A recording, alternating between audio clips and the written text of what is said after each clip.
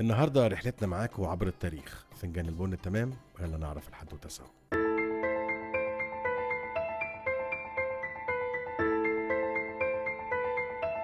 القدماء المصريين كانوا من أوائل الناس اللي عرفوا يصنعوا الزجاج، كانوا بيستخدموه في صناعة الحلي والتماثيل الصغيرة، واختراعهم للزجاج كان ليه تأثير كبير على الفن والحرف اليدوية. الفول هو أكلة مصرية قديمة جدا. القدماء المصريين كانوا بيجهزوا الفول في الأواني الفخارية وعلى نار هادية. أول كتاب طبي في التاريخ كتبه القدماء المصريين، وده عرفناه من بردية أدوين سميث. القدماء المصريين كانوا أطباء ماهرين، عرفوا جراحة المخ وعلاج الكسور، مش كده وبس، والجروح كمان.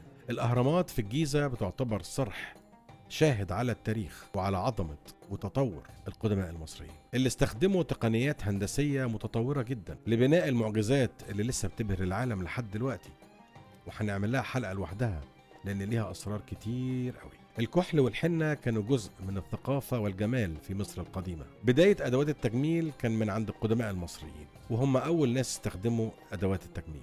الكحل والحنة كانوا جزء من الثقافة والجمال في مصر القديمة، وكانوا بيستخدموا مواد طبيعية في صناعة أدوات التجميل لتجميل منظرهم. هم أول من اخترعوا تقويم بيعتمد على دورة الشمس، وقسموا السنة ل 365 يوم متقسمة على 12 شهر.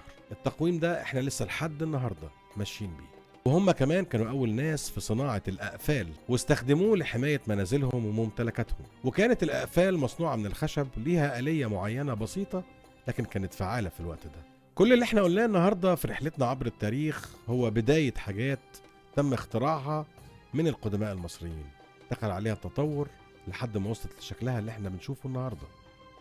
أشوفكم على خير.